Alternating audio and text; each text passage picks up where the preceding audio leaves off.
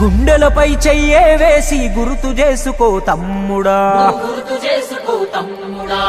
పేదోడికి ఆధారం మన తెలుగుదేశమే తమ్ముడా. బడుగులకు గొడుగై నిలిచే బలహీనుల గలమై పలికే తెలుగోడి ఆత్మ గౌరవం వెలుగెత్తి చాటే. సమాజమే దేవాలయము, ప్రజలే నా దేవుళ్ళంటూ శిఖరం వంటి ఆ స్థానము వదిలి నికరంగా కదిలే.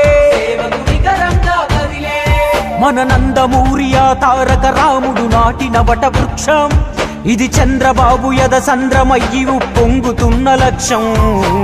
గడప గడపకు పసుపే రాసిన ఘనమై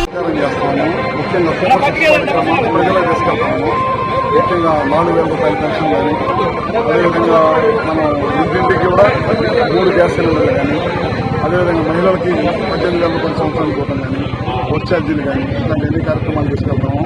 దాంతోపాటు జగన్మోహన్ రెడ్డి మోసపూర్వక హామీలు అనేది కూడా ప్రజల్లో తెలియజేస్తూ ఉంటాం. సంక్షేమంలో నేనే భారతదేశంలో నెంబర్ 1, ఇంకెవరు కూడా దానికి సాటి లేదని చెప్తూ అన్ని అబద్దాలను ప్రచారం చేస్తూ ఉన్నారు.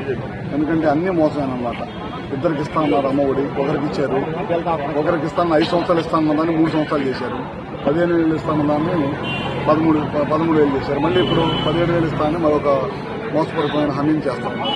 ప్రతిదీ కూడా మోసం.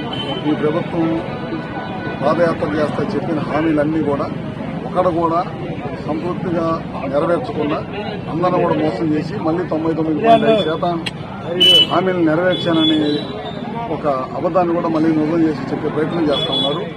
ఇది పచ్చి అబద్దం. దాన్ని ప్రజల్లో తీసుకెళ్తా ఉన్నాం. అదేవిధంగా తెలుగుదేశం పార్టీ సంక్షేమానికి అభివృద్ధికి 2 కళ్ళు లాంటిది అనమాట.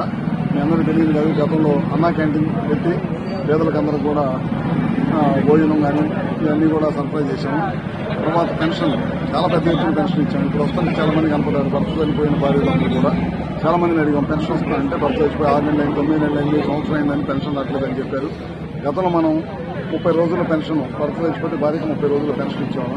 ఇట్లాంటి కార్యక్రమాలన్నీ కూడా రేపు తెలుగుదేశం పార్టీ అధికారంలో రాగానే మళ్ళీ పెన్షన్ ఇవ్వడం కానీ, ఆరోగ్యానికి సంబంధించి కానీ, విద్యకు సంబంధించి కానీ అన్నింటిలో ప్రయారిటీతో ముందుకెళ్తామని తెలియజేస్తాం. సార్ 14వ వార్డు టీడీపీకి కీలకమైంది. ఈ వార్డులో స్పందన ఎలా ఉంది ప్రజల నుంచి? ఒక 14వ వార్డే కాదు, అద్దంకి నియోజకవర్గం మొత్తం కూడా తెలుగుదేశం పార్టీకి కంచుకోవట్లేదు.